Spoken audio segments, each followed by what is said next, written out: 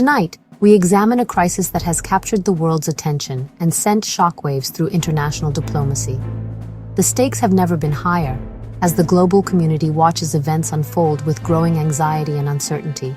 Tensions are pushing the Middle East to the very brink of war, with military forces mobilizing and borders on high alert.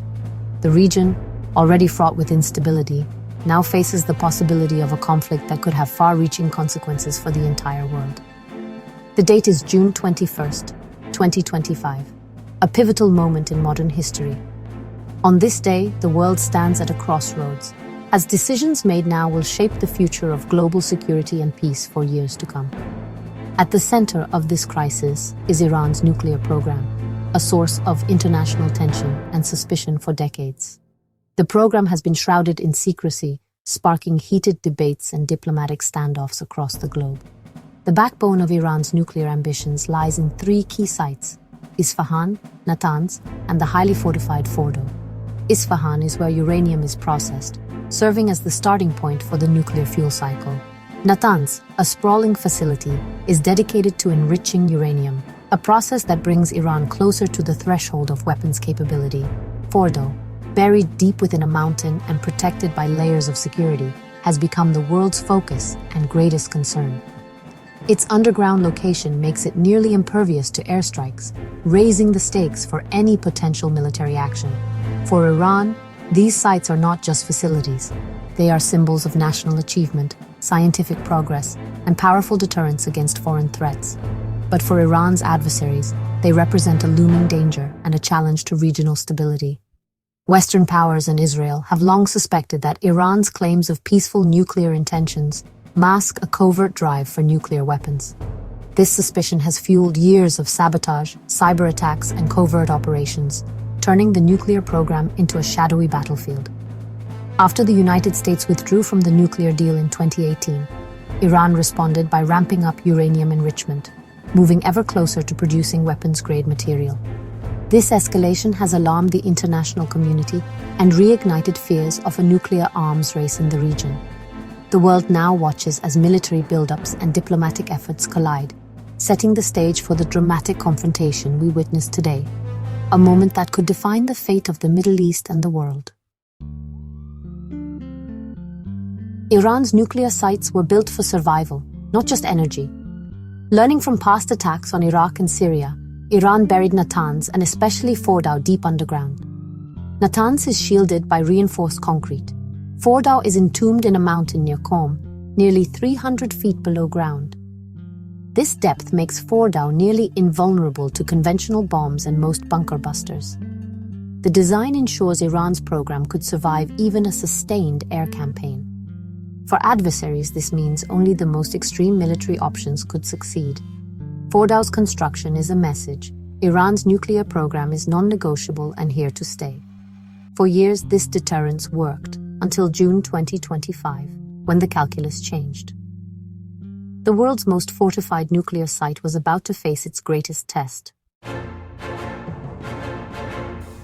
The American intervention followed a fierce Israeli air campaign. On June 13, 2025, Israel launched Operation Rising Lion, targeting Iran's nuclear and military infrastructure. Israeli jets struck Natanz, Arak, and missile sites, claiming major damage and air supremacy. Yet Fordow's core remained untouched, too deep for Israel's bunker busters. The war had begun, but Israel couldn't finish the job alone. Civilian casualties mounted, and Iran retaliated with missile strikes. Facing an incomplete victory, Prime Minister Netanyahu appealed directly to President Trump for help. Only the US had the weapon capable of reaching Fordow's heart. The US answered Israel's call with overwhelming force. On June 21, 2025, President Trump ordered precision strikes on Iran's nuclear sites. The main event, B-2, Spirit stealth bombers carrying the 30,000-pound GBU-57 massive ordnance penetrator targeted Fordow. The B-2S evaded detection, dropped 6 MOPs, and exited unscathed. The explosion sent shockwaves through the mountain, collapsing Fordow's tunnels and centrifuges. This was the first combat use of the MOP, a weapon blurring the line between conventional and strategic power. The message: no sight is beyond America's reach. The world now waits to see the consequences of this unprecedented strike. Fordow was always the ultimate challenge, buried too deep for any weapon but America's. Israel's bunker busters couldn't penetrate the mountain. Only the US Air Force had the GBU-57 MOP. Israel's campaign weakened Iran's defenses, but the final blow required American might. The US-Israel alliance was tested and proven. Israel cleared the way, America finished the mission. For years, the US relied on sanctions and diplomacy, but Fordow's design dared America to act. In June 2025, with talks failed and war raging, the US proved no fortress is unbreakable. The destruction of Fordow was a military necessity and a turning point. The world's most secure nuclear site had fallen. The airstrikes marked a violent and dramatic end to what had once been a hopeful diplomatic process. In a matter of hours, years of careful negotiation and fragile trust were reduced to smoke and fire as the world watched in disbelief. For months, diplomats from around the globe had gathered in tense, high-stakes meetings, trying to bridge the gap between Iran and the West. The talks were fraught with suspicion and last-minute demands, but there was always a glimmer of hope that compromise could be reached. Ultimately, the negotiations collapsed under the weight of irreconcilable differences over sanctions relief and nuclear concessions. US intelligence agencies maintained that Iran was not actively building a nuclear bomb. However, Iran's continued enrichment of uranium to higher levels meant it was edging closer to a so-called breakout capability, the point at which it could quickly assemble a weapon if it chose to do so. This ambiguity fueled anxiety and debate in capitals around the world. Within the halls of power, opinions were sharply divided. Some policymakers argued for a strategy of containment and deterrence, believing that Iran could be managed without resorting to war. Others, especially in Israel and Washington, saw the situation as an immediate and existential threat that demanded urgent action. Operation Rising Lion, a covert campaign of cyber attacks and sabotage, had already weakened Iran's defenses. For a brief moment, its nuclear sites were more vulnerable than ever before, their protective layers stripped away by months of relentless pressure. President Trump, convinced by Israeli intelligence and the arguments of his closest advisors, saw a fleeting opportunity. Rather than risk further delays or more failed talks, he made the fateful decision to use military force, believing it was the only way to prevent Iran from crossing the nuclear threshold. After 2 months of diplomatic deadlock and rising tensions, the machinery of war began to move. Troops mobilized, jets roared into the night sky, and the world held its breath as the prospect of a nuclear-armed Iran seemed closer than ever before. The decision to strike was deeply controversial, sparking heated debates among analysts, politicians, and ordinary citizens alike. Yet for those in power, the logic was stark: act now, or risk facing a nightmare scenario that could destabilize the entire region. The era of diplomacy had come to a close. In its place, the world now faced the uncertainty and danger of open conflict, as military leaders took charge and diplomats watched from the sidelines. As news of the strike spread, people everywhere braced for the fallout. The world stood on edge, uncertain of what would come next, as the road to war became a reality. The strikes triggered a wave of fury in Tehran, with crowds pouring into the streets, their anger echoing through the city. Iranian officials, faces set with determination, raised their fists and vowed that this would not go unanswered. Meanwhile, in Israel, the mood was one of celebration. People waved flags and cheered, feeling a sense of relief and victory. But beneath the surface, anxiety lingered, as everyone knew the situation was far from resolved. Iran's leaders promised severe retaliation, but their immediate military options had been weakened by the strikes. Iranian generals met in tense, urgent sessions, weighing their next move.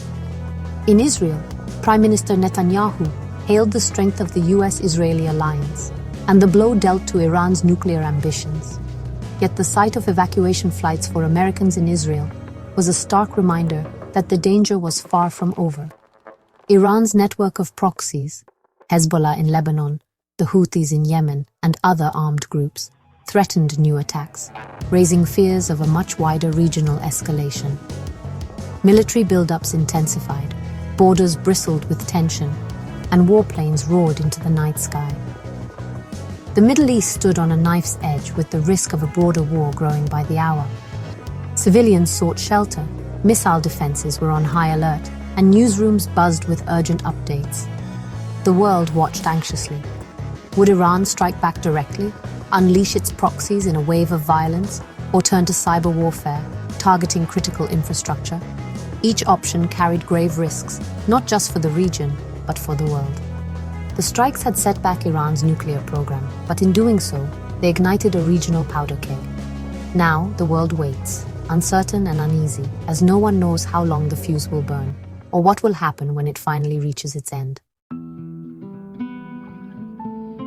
Beyond strategy, the human cost of these strikes is staggering. Attacking nuclear sites risks catastrophic contamination, especially near cities like Qom. The fear radioactive material released into the air, poisoning land and water for generations. Over 600 Iranian civilians died in the bombing. Israeli civilians suffered from retaliatory missiles. For Qom's 1.4 million residents, the threat is now invisible. Anxiety over air, water, and future health. Modern warfare blurs the line between military and civilian targets. Striking a nuclear facility near a city forces a terrible moral calculus. Leaders weigh strategic goals against the risk to innocent lives. For civilians, survival is all that matters as distant decisions unleash unseen dangers. The legacy of these strikes may haunt the region for decades. The ruins of Iran's nuclear sites mark a crossroads for the Middle East. The debate diplomacy versus force. Some say only negotiation can prevent catastrophe. Others believe only strength deters Iran. The strikes validated hardliners in Tehran, who now see compromise as weakness. Ironically, the attack may drive Iran's program deeper underground, making future proliferation harder to stop. The world faces a new, more dangerous phase, uncertain, unstable, and fraught with peril. Can this shock open the door to renewed diplomacy, or will it spiral into wider war? Modern weaponry has shown its power, but also its limits. The crisis is far from over. Its next chapter is unwritten.